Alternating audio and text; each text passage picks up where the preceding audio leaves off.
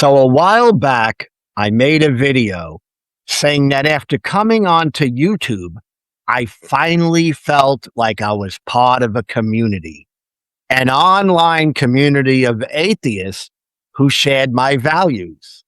And lately, I've been rethinking that hard because I'm starting to realize I might have been using the term atheist community completely wrong. Tonight, me and Scott from the Mirror Point are asking the question nobody seems to want to touch. What the F even is the atheist community? And why do some influencers act like they're the ones running it? Let's talk about it.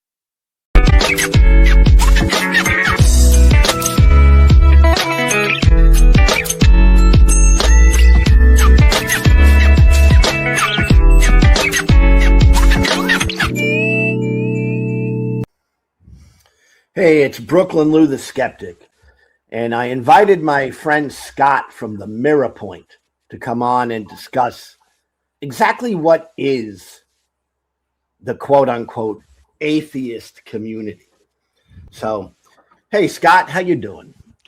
Hey, Lou, I'm doing good. How you doing today? Pretty good. Awesome.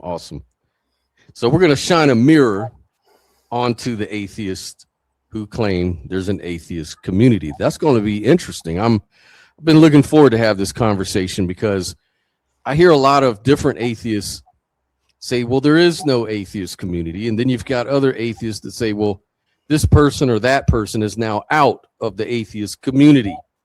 So you just wonder what is going on. What is the answer here? Yeah. Now, I got to ask you, are you an atheist?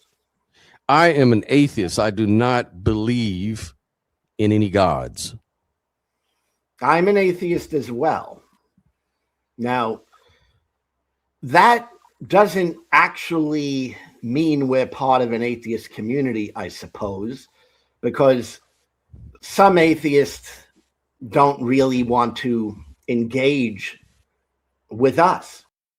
All right. So if they're leaders of the atheist community, I guess they're thinking we're outside of that community.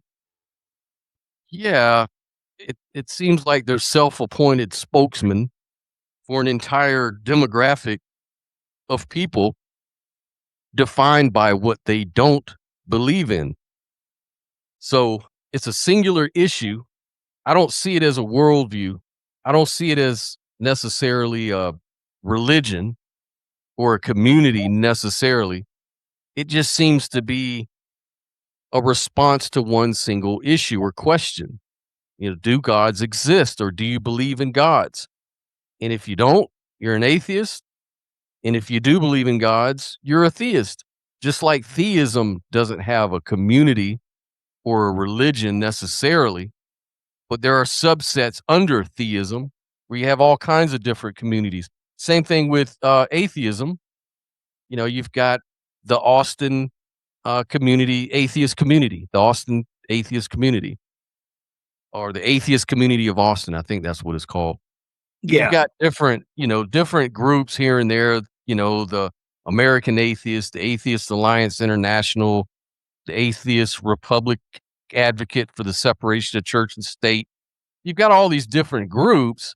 They form communities, but I don't think there's an overall atheist community. Do you? No, not really. I mean, I think that there's atheists, and I think that atheists come in all different flavors, and the only thing that really makes them atheists is they don't believe in gods. Right? Mm-hmm. And I think what I'm seeing in the online spaces is kind of more like a modern tribalism, right? And that would be a tendency for individuals in large, complex societies to cluster into small, identity-driven groups. And by doing this, there's people who find meaning. I'm part of this group, right? And personally, I'm not part of any atheist group like that. All right. But I feel I'm an atheist for sure. So it's kind of funny when you're an atheist and you're not really welcome into an atheist group. I think it's a little odd, right? Yeah, yeah, I mean, it's strange. I mean, I don't know. I think atheists get divided for the same basic reason that members of any large social group get divided. Like we said, atheism answers only one question, whether a person believes in God or gods. But, this says very little about politics, ethics, philosophy, your worldviews or how society should be organized, for example.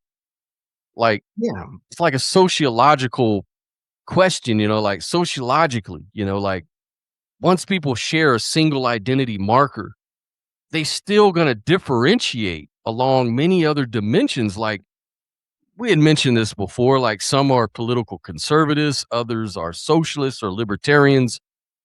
Some are physicalists, some are idealists, dualists, or skeptics, or humanists, nihilists, Buddhists, moral realists. Like objective ethics. He's a atheist, and he's a moral realist. And a lot of other atheists argue with him about it. They're moral anti-realists or relativists, right? So there's all kinds of people that make up any, group. They're just kind of connected on one little thing, And I think sociologists would sort of explain this through social identity theory, which is like a theory that suggests that people naturally form identities around groups, but identities are really layered. For example, you might identify like as an atheist, a libertarian, a father, a musician, and these identities sometimes will conflict or produce like disagreements, even within that same broader community. And I think that's what we see going on with that, to be honest. But a lot of people like to reject that idea or deny it or resist that happens for some reason. yeah. And I've heard Christians argue with me that atheism is a religion. And I totally disagree. I don't think it's a religion. But I do see elements of religious behavior within certain segments of atheism, within the broad atheism label. We see some elements of religion where people must obey or to be followers of a particular leader, and Mhm. a lot of people seem to be groupies, it's like Yeah. they're groupies, like it's funny because I remember a Bible verse.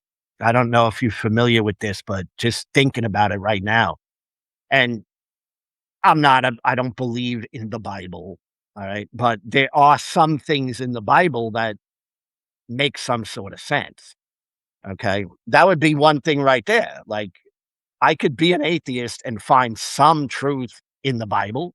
I mean, obviously, I don't find it to be all true, but I could find something in the Bible useful for my life. And Mhm. there's a verse that talks about, and I have no idea where this is because I don't have that good of a memory, but there's a verse that talks about people being followers of Paul and followers of Peter.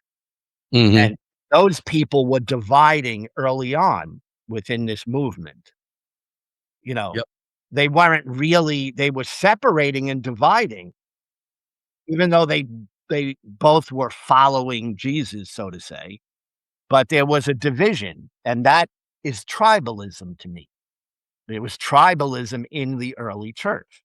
You know, I'm labeling myself a follower of Paul. Now you're labeling yourself a follower of Peter, Mhm. right? And that's what I see going on in atheism as a whole. All right. There's some people who want to feel comfortable following a particular person or leader or convention or, you know, political party, whatever. And they're saying, no, when you're an atheist, you have to fall into this particular group. right? And it becomes very similar to religion in that way. Oh yeah. Um, it's part of the problem is, the human psychology, the human mind, the physical mind. The physical mind, its job is to make distinctions and divisions and subject versus object, us against them. It's what the brain does for evolutionary reasons, right? And so the mind loves it. That's why we love watching, the Housewives of Beverly Hills. That's why we like to watch, you know, reality TV shows. We like to watch horror movies, or we get entertained by the hero versus the villain type of scenarios. It's because the mind is adapted to that kind of very scenario, that sort of perspective, right?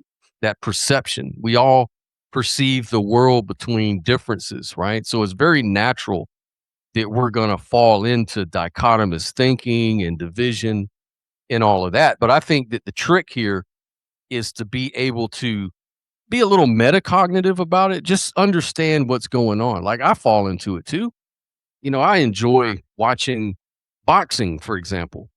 I like some of those sports. I like playing checkers, or board games. I like, competing, against myself or others. Like, it's all part of the fun of life. It's what our minds were kind of designed to do.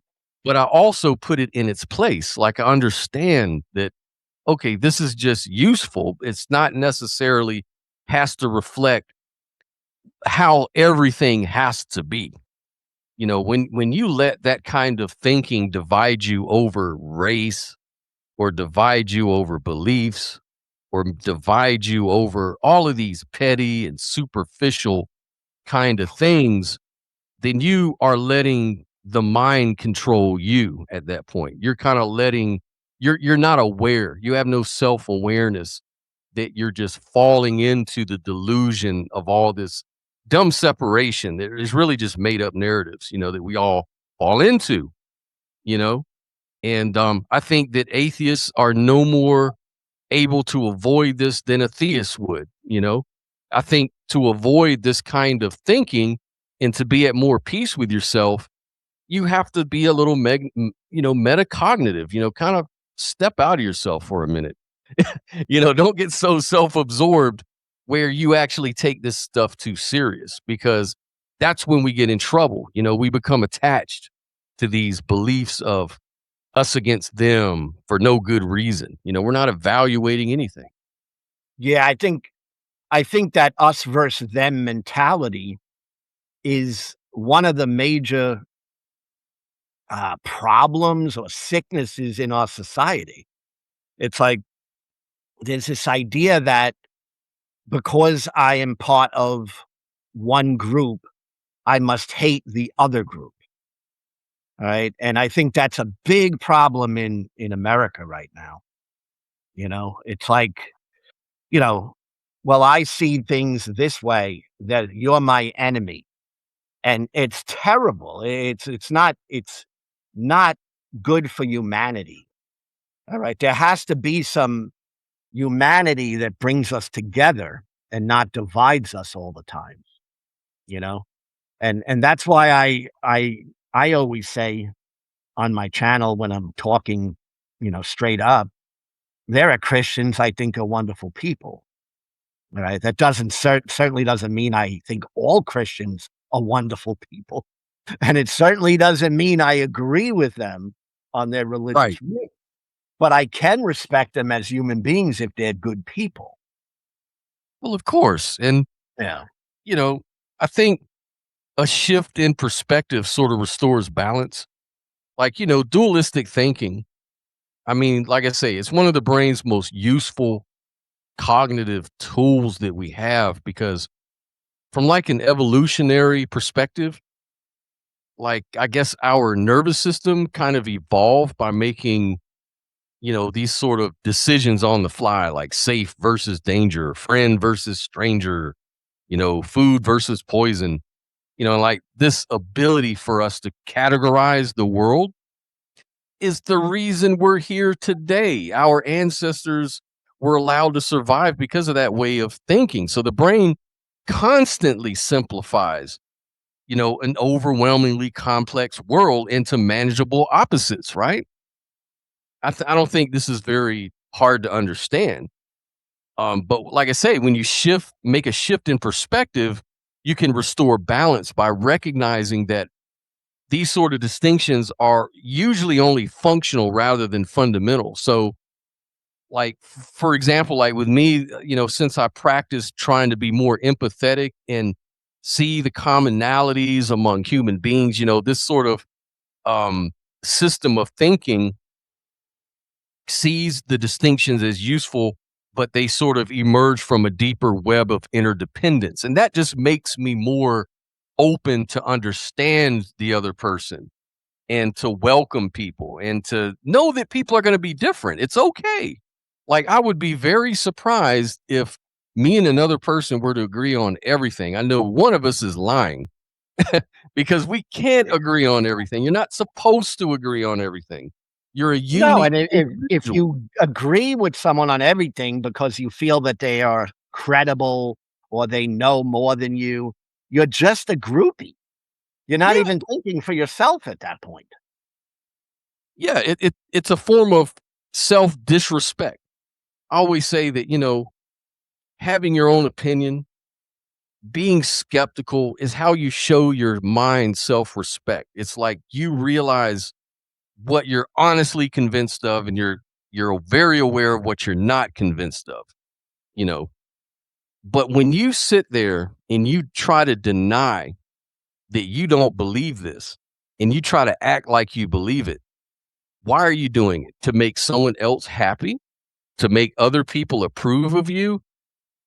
How do you think that's going to work out for you in the long run? Is that sustainable? Is that going to really help you as you go through life changes? And how are you ever going to evolve in a healthy way if you're stuck in the mud because of feeling sorry for people's feelings? Like, I have to believe because it'll piss my friends off if I don't. That's no way to Yeah. live, man. And that applies not just, and we always love to talk about that when it comes to the religious people. Oh, we're so fond of pointing that out, aren't we?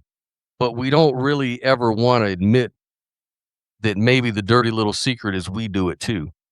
You know what I mean? And I think what you're doing as exposing like a lot of things you've been doing lately is doing a lot to make people more self-aware, to wake up and say, "Am I a little jaded?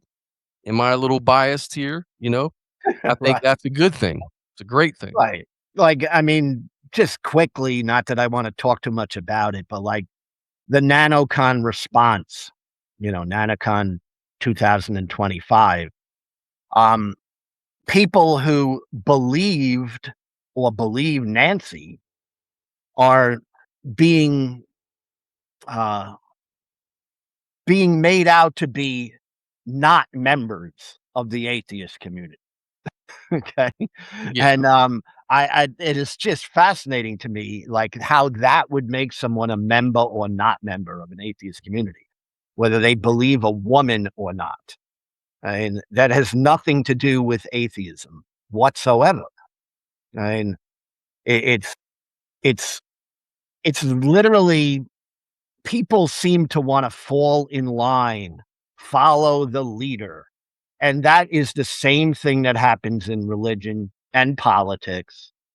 And I don't really want no part of that, but I mean, if that floats someone's boat, I follow this particular atheist and he represents atheism for me. Okay, but it's not my thing. And I know for sure that there are many atheists who are not like that. They're not following a particular atheist. They're free thinkers. They're making up their own mind. Okay. And what I see is there's like gatekeepers that Mm. seem to be in this atheist world on YouTube. Um, I mean, I could tell you a story from me, and maybe you have a story to share as well. But for me, I've reached out to some uh, bigger influences in the atheist world, and largely, I'm ignored. They won't talk to me. Okay. Now, I mean, I guess they people might say, "Well, they're too busy. They're too big. They're too, too powerful to talk to little old." I mean, maybe, but I don't think so. I don't think that's the case because they will talk to another small atheist influencer as long as that small atheist influencer appears to kiss their ass a little bit. Yeah. Then it's a different story, right? But I don't really kiss anyone's ass. It's just not my way. All right. I respect people, but Mhm.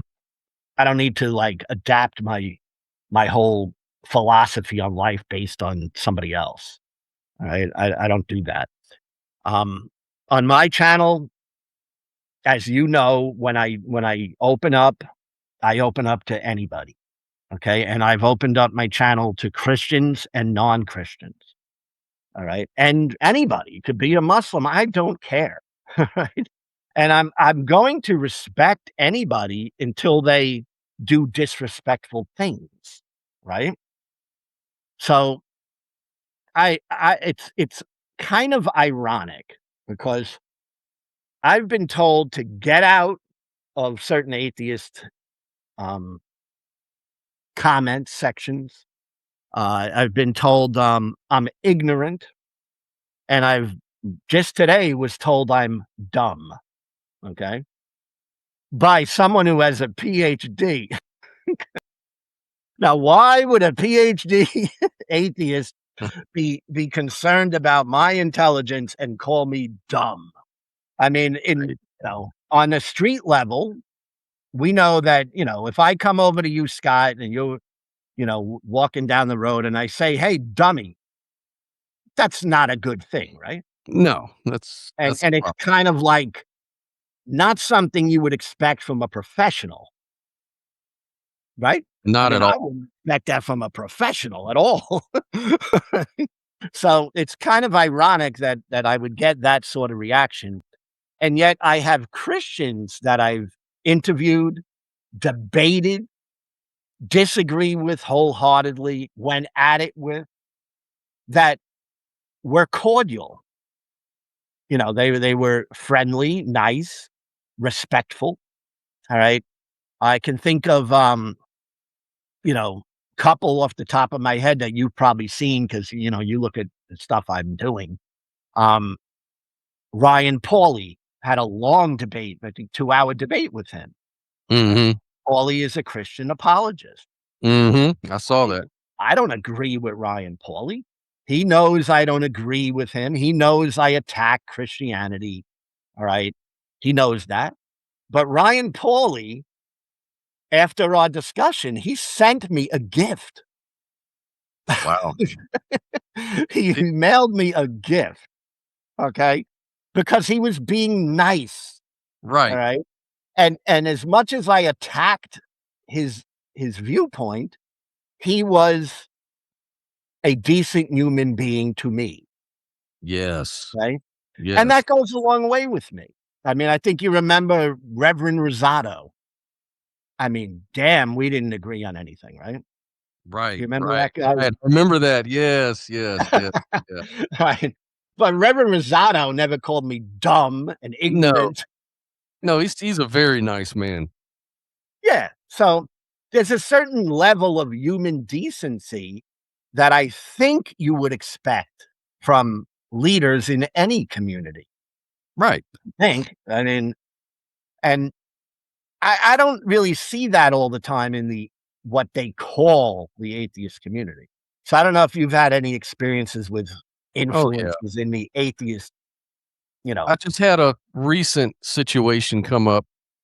So, I was getting ready with my debate, Sunday, last Sunday. I think you were on that panel and asking the Christian questions this weekend, remember? And, anyways, I was in this atheist forum chat group. So just to give you a little background. So there was this, and I was supporting. There was this atheist who was an ex Jehovah's Witnesses, but she's also a trans woman, and we did shows together. I did shows on her channel, reacting to like new Jehovah Witness, you know, dramas going on and this and that, and we did videos together. We started talking about the trans people and the issues there, and just having a really good series of talk on her channel. And so she was really fond of me, was like, you're really cool. I really like your comments and your perspectives on it. I think this is going to be great. I'm going to start releasing these videos. And I was like, yeah, actually, I'm going to have Logan, who's going to be challenging someone about some of the trans issues. I'm going to have him on my channel.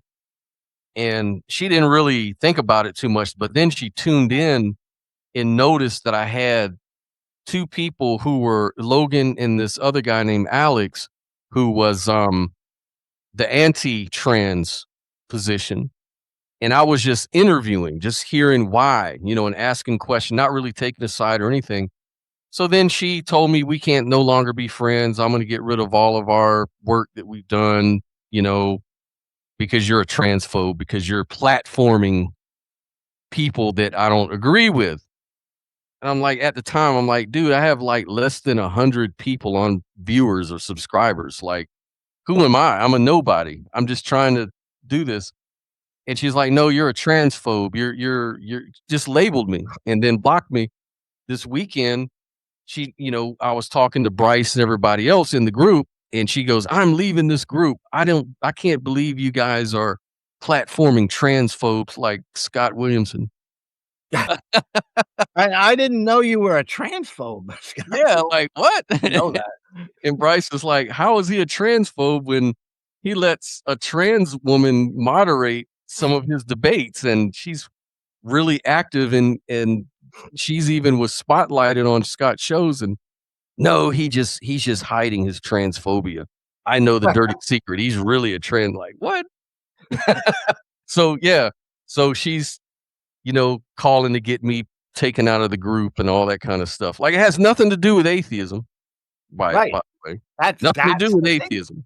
I don't, it's like I'm probably going to be called a transphobe somewhere along the line.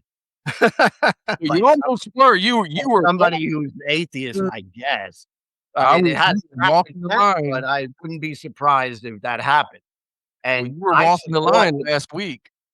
I mean, I support the trans community. I support, trans. I support gay rights. I support all of those progressive, liberal type of political issues. But, but that's not my atheism. I mean, right. I mean, I'm an atheist too. Right. But I mean, I could be an atheist and not support those things. I know Christians that are trans people. Oh yeah. There's some Christians who are supportive of trans. Yeah. But a couple weeks ago, you were walking the line though, and I meant to tell you, I wanted to pull you to the side, but it was a little too late because we were live. But you had offered to bring up Logan, I think, to talk about something. Yes. Somebody in the chat recognized it and said, "Oh, so you're platforming you're a transphobe. Nice to know that about you, Lou." Remember that? I mean, wow. Like, how are you just going to label somebody just for having an open conversation with somebody you may or may not disagree with, Yeah, I mean, it's crazy. It's like I platform Christians, right? I don't agree with Christianity. In no way do I agree with Christianity. But I'll have a Christian on my channel. Mm-hmm. I think it's absolutely crazy that in a society that says it values free speech, right, that we see speech being censored and no, you can only talk about this. All right. I'm against any of that. I'm for free speech. I'm for people being able. Now, understand there is a boundary that I would set for my own channel. Is someone gonna be outwardly violent or, doing things that are just inappropriate, period? Maybe, like, calling people dumb and ignorant. Yeah, I mean, yeah, that's kinda like, it's not really very professional or intelligent for that matter. But, other than that, then, people can share anything they want on my channel because I value free speech. And well, here's the thing about that I've noticed, I remember a few years ago, you know who Jordan Peterson is, right? yeah. Okay, so Jordan Peter's a Canadian guy. He lives in a very liberal nation, very progressive and left leaning. Now, he up there was being banned for talking about certain things. He was being canceled because of just talking about, like, he would say, I have an opinion about the freedom of speech issue when it comes to the trans issue. So his thing was, while I'm more than happy to tell a trans woman, okay, I will call you a she, you know, but in my own mind, I'm thinking I don't necessarily really agree with that. And I don't speak that way in public. I see these people as biological males, and they've simply changed their gender identity rather than their biological sex, you know. And so he has that kind of attitude, but he's been canceled. He's been called a red pill manosphere guy. And so he's come onto a lot of he's not welcome in the atheist community, obviously. Um Even Richard Dawkins, Richard Dawkins says the same thing. And so he's been sort of um kicked out of the atheist community, if you will. Um, you know, and a lot of this stuff, all they're really saying is, I'm not trying to tell people what they can and cannot identify as. And I will even respect them if that's what they need from me. But what I'm saying is, that doesn't mean that you get to control my speech outside of that. Like, outside of that, I can talk the way I want on my own platforms, but that's not good enough because with the far extreme progressive left, they want this has always been my it sounds good on paper. Gotta adjust your mic. Oh, sorry for that. There you go. Yeah, so I understand the sentiment, you're trying to, you know, protect people and protect their feelings and everything like that. But then it comes to a question, where do you draw the line? Because then it gets further and further and further by a lot of these groups that will say, well, I don't want you saying anything that is taken as transphobic. And that's the problem. What you may see as transphobic, another person may not see as transphobic. It may just be a freedom of speech issue, like you said. Maybe, one day they'll say, well, if you even be friends with someone like Logan and bring him on your channel, that's enough to get you canceled because he's got other videos where he talks about trans people in a negative way, right? And so then you're guilty by association, and it becomes it's like, where do you draw the line with this kind of stuff is my question. Well, I think on YouTube, I guess that the one who's running the channel would draw those lines. Yeah. I mean, I'm for sure not transphobic. I value trans people, and I look at them. If someone is a trans woman, I call them her. That's me. Yeah. I mean, I think it's respectful. I think it's what I should be calling them. But I mean, if someone doesn't do that, right, I could disagree with them on my platform Yeah. because I will disagree with them on my platform. Right. Right? But I don't need to, like, you know, investigate them and try to black pass blacklist them. laws. Yeah, pass laws, have them locked Yeah. up. Yeah. Yeah, because it risks you risk running into having an authoritarian kind of state when you Yeah, start thinking that way, you know? and I'm anti-authoritarianism, Yeah, and if an atheist group or segment of the atheist world, of people who are atheists, become authoritarians, I'm out. I don't have any interest in that right, right, and anymore. see that I feel the same way, like, I embrace people of all kinds of differences. Like, I acknowledge they're different than me. I'm not like a trans person at all or a gay person at all, but that's not a slight against them. It's like, I have every right to be me, you know? Like, you know, there it just when people you give you know, it's like you give a cowboy a rope, he wants to take a mile or whatever, you know, you give him an inch, he wants to take a mile. It's like, where do you draw the line? You know, and I don't wanna fall into, like, a slippery slope fallacy, but a lot of people, unfortunately, they do that. They one thing leads to the other with a lot of people, and that's where we just have to be conscious and keep it in check. Like, it's fine on everybody's own platforms to hate who they want or not hate who they want, defend who they want, whatever the case is. People are gonna do it. You just have to have a tough skin out here and realize, you know, it's not all about you and your views. There's gonna be people that disagree with me about my stuff. And what am I gonna do? Cry about it? Or what am I supposed to do? Like, you know, "Oh, no, now what?" Yeah, but that's how the people honestly, I start to wonder if maybe do people really think like that? They really I think some people do. I don't know. Some people, I guess, don't have a thick skin. Like, I don't care if someone calls me dumb here. right. I just it doesn't matter to me. All right. All right.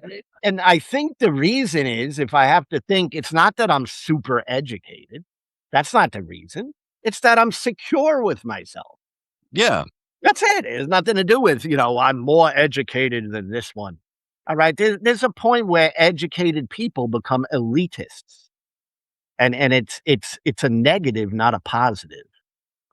Yeah, they start it's called the Dunning-Kruger effect. It's like some people, they're so smart in one area of life that it's gone to their head, and now they think they're smart in every fucking, you know, aspect of life, even yours.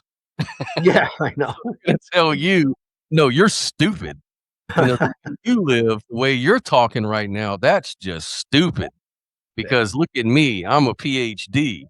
Yeah, You know? I know more than you Yeah, do. right.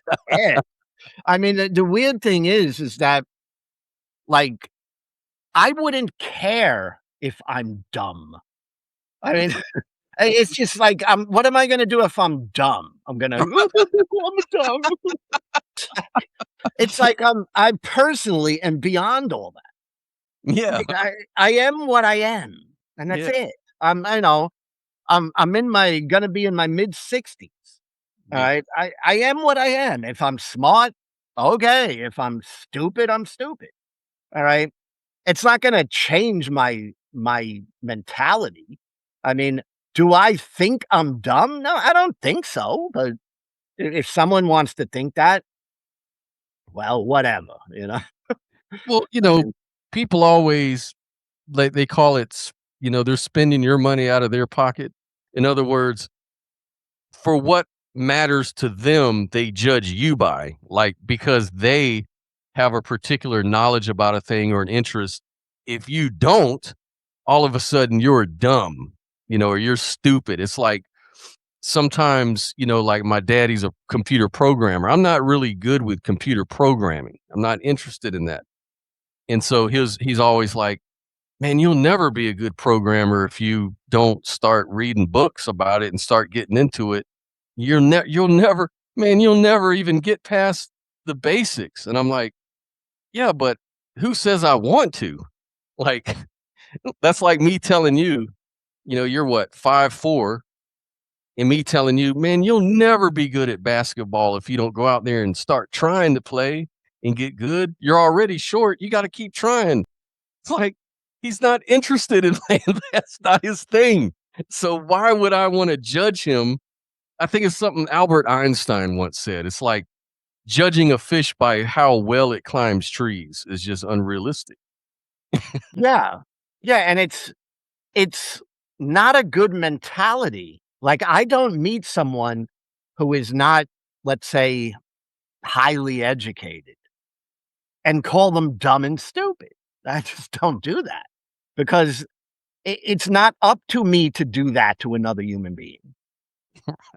Right? I mean, it's like, to like judge another human being based on their educational level is kind of in and of itself a form of ignorance.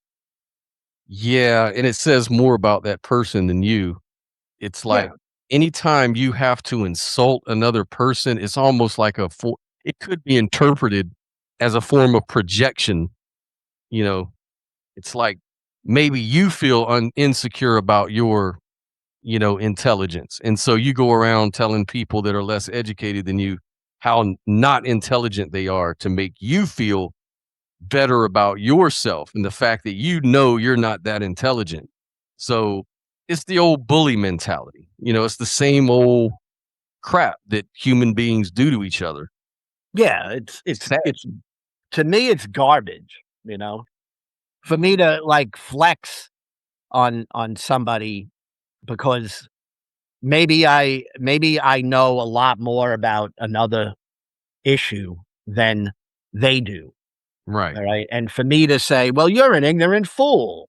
It's like, that's really, really shallow and weak of me. All right. Because humanity ultimately is not about who is the smartest. It just isn't. All right. Mm-hmm. It's more about who is a good person. Yeah. Like, it's much more about that. I have met some people who I would say educational wise or, intelligence, maybe they're not high on that IQ standard, but they're very good people. Mm-hmm. And I would much rather have them as a friend than some high, mighty elitist who is super intelligent and is just a jerk. Yeah. They can get out of the atheist community as far as I'm concerned. They're not invited. Because let's face it, atheists could be smart. They could be ignorant. They could be tall, short, fat, skinny, male, female, etc., etc., etc. Well, I mean, one of the things that concerned me, and it's the reason they're so upset, is because you're bringing up the nanocon, you're bringing up that issue. It isn't whether the allegation is necessarily true or false at this point. Mike, the concern is about who and adjust your mic. Oh, is that better? Yeah, there you are. Okay, I'll just restate it. My concern is not really whether the allegation is necessarily true or false at this point. It's like the concern is about, who investigates when an allegation involves the organization itself. Like, if an organization investigates, like, say, a serious allegation that occurred at its own event or facility, I don't know, there's an inherent conflict of interest, like you said, and the organization has to protect its reputation, its finance, its legal incentives that can, influence that whole process. So that's why in like many different contexts, we always rely on independent investigation and all these other, situations. Like, we don't ask a corporation to investigate its own fraud or a police department to investigate itself without, oversight, or say like a university to be the sole judge of allegations that would maybe involve its own teachers or administrators, or, there has to be like an independent review.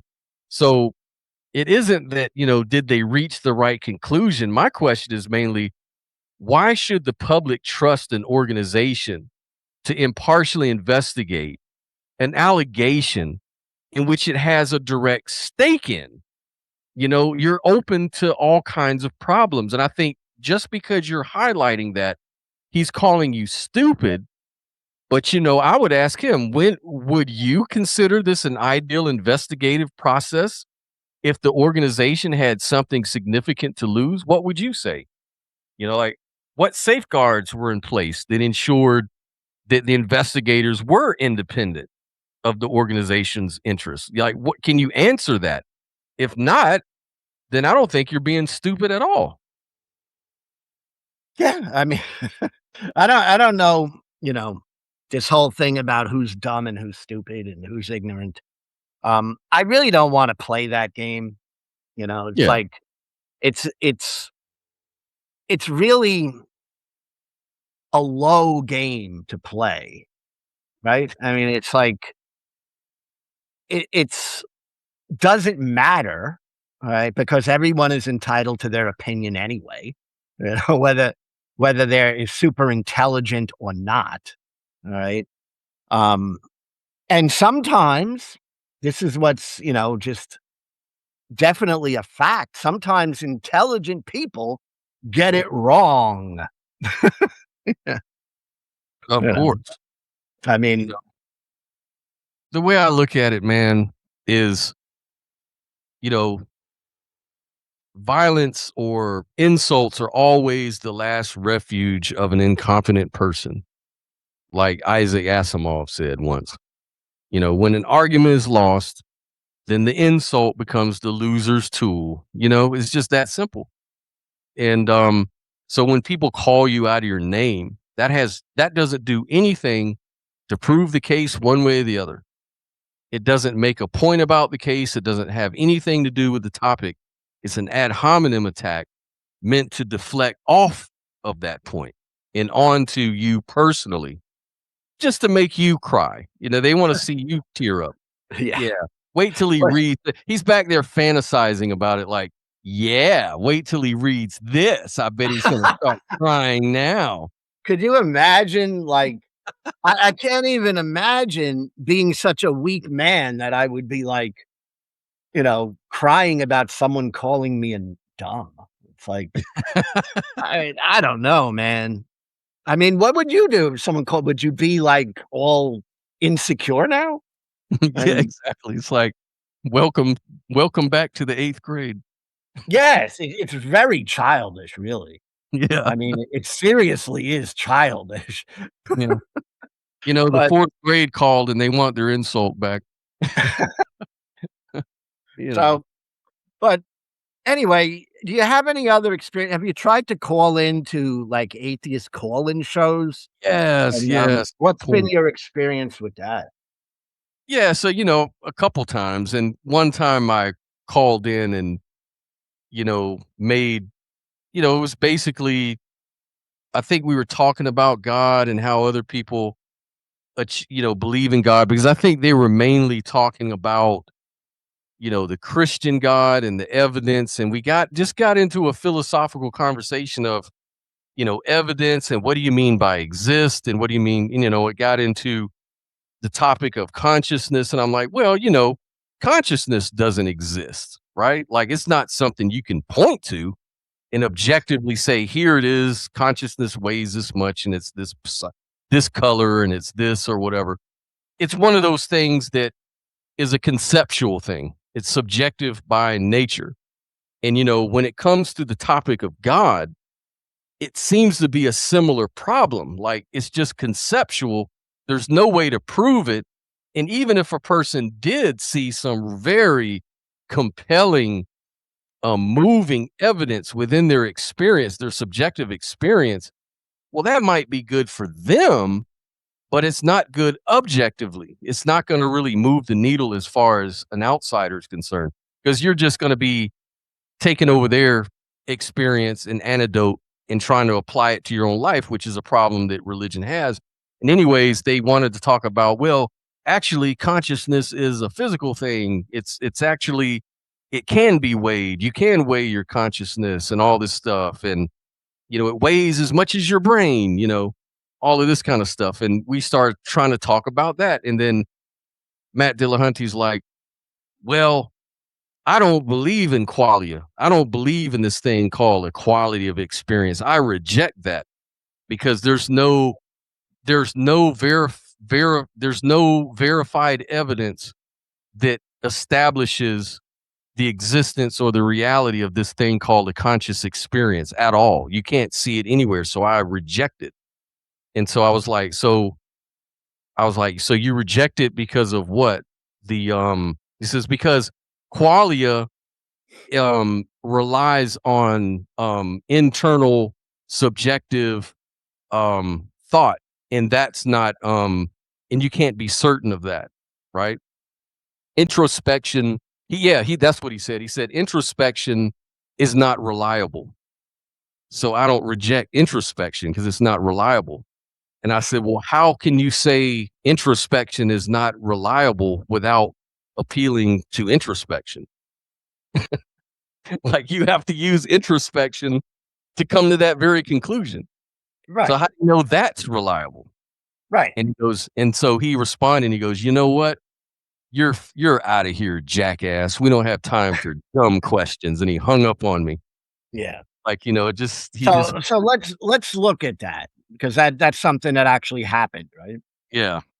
Now, you're a jackass. Right. Right. And that's supposed to be coming from an intelligent person. Right. Right. And it's just like amazing, right? I mean, just like how in the world could they justify this childish behavior and then, claim the high ground, the academic high ground, right? Mm-hmm. It's Yeah. ridiculous. It's obnoxious. It's arrogant. All right. And, there's an example of it. I mean, what did you say that he should be calling you a jackass? And is that the way you talk to another man? Right. And I it's mean, just simple. but I guess when you're behind a screen, you could do that. Yeah, Right? it's easy to do that behind the I screen. mean, I'm just curious. I mean, what do you think? I guarantee you, he would never say that to anybody else's face or I to was me. going to say that. Do you think he would have approached you man to man and said, "You're a jackass"? Oh, hell no. He would have a Right, lot of respect. because he's not he's showing no respect. All right. And if you're in person, all right, that's not gonna fly. All right. And that's to me cowardly. All right. It's a cowardly type of behavior. Right. And I see that clearly personally, but I mean, I'm into, I'm into street language, you know. Yeah. I mean, maybe some might say that's not educated, but it's real, It's right? real and it conveys. Valid. You Hell don't yeah. go call a man a jackass and hang No. up on them, and See, then that- say you're an open-minded free speech advocate. Yeah. And a skeptic. I asked you a real good skeptical question. I did what the thing that you said religious people should do. You said you should ask questions. You should ask things that challenge your worldview. But as soon as I ask him one, all of a sudden he doesn't have a quick answer for it. It's, oh, you're a jackass. Get off my line. Click. It's like, that's not an answer. Like, how do you think your audience is going to take that? Like, do you think that they're going to see this as a big win for you?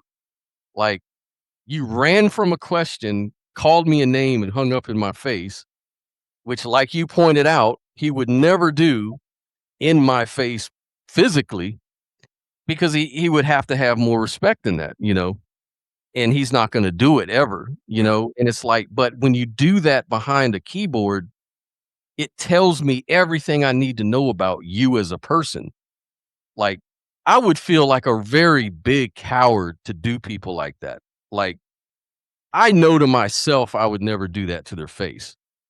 So for me to do it behind their back or to show off in front of a crowd where I'm protected by thousands of miles or whatever, that makes me a coward, you know?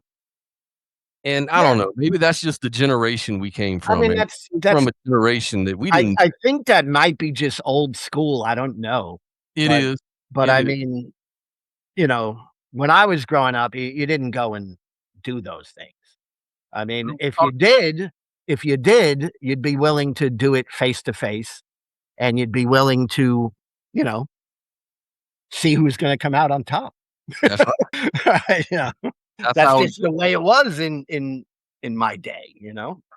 Yeah, my son, I was talking to him the other day on the phone, and he was telling me, "Yeah, we were talking about that issue," and he's like, "Yeah, everybody talks brave online, and then when we see each other at school or see each other around the way, we don't really talk about it." But it's like they talk all that shit, when they're on the computer or behind the phone and you're far away from them.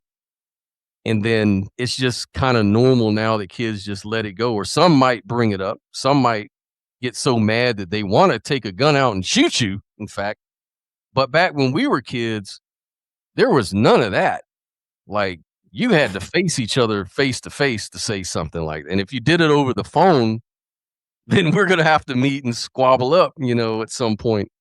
Like, it was just a different childhood that we came up with, and so we learned these values as grown adults, to have a little dignity and a little respect for other people and just carry yourself a certain way, and that's all been kinda lost, man, and it's sad to see someone like Matt Dillahunty engage. He knows better, 'cause he's like our age, isn't he? I guess, yeah. Yeah, I mean, he was in the military, you Yeah. know? I don't know where he learned that in the military, I Well, don't know.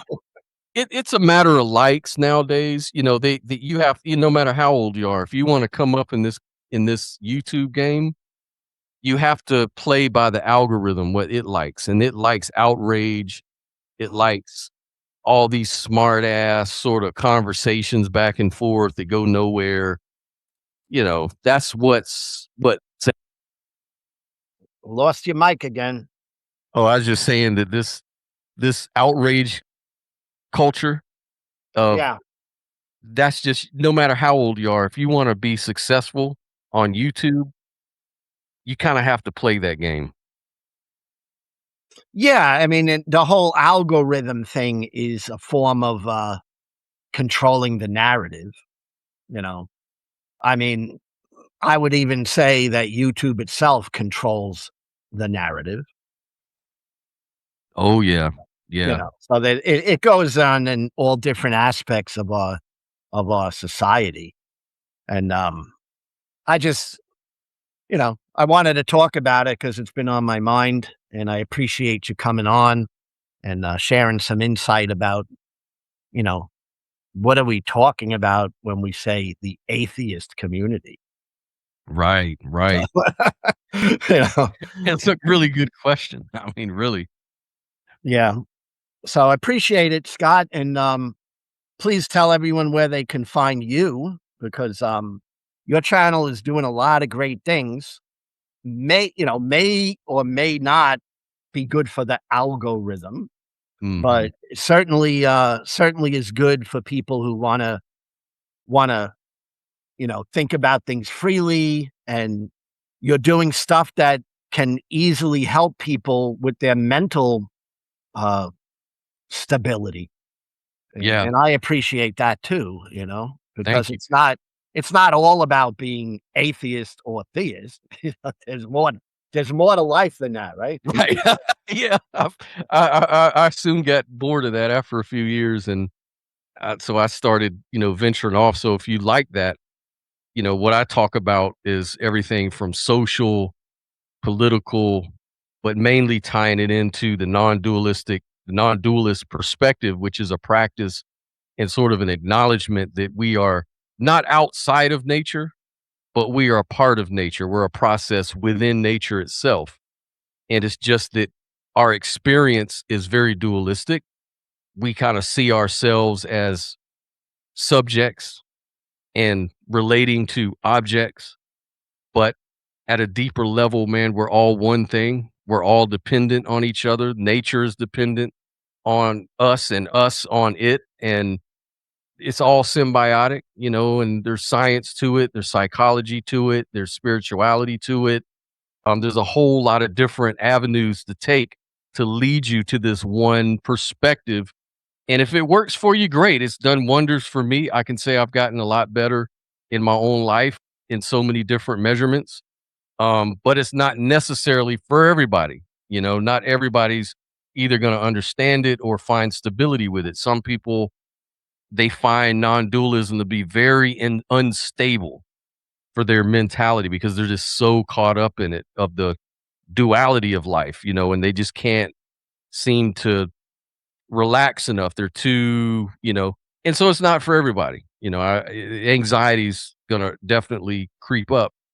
But so that's what the channel's all about. And this weekend we're gonna continue talking about the manosphere and how it's kind of plays off of those dualistic themes of tribalism and dichotomy and, us against them type of mentality, and whether that's really healthy, especially the way they deliver their messages. So, yeah, if you like that kind of stuff, man, come on by the show. Join us every Saturday, noon, 12 p.m. Central Time, and panel up with us, man. Lou's always there with us, and we have a good time. So Awesome.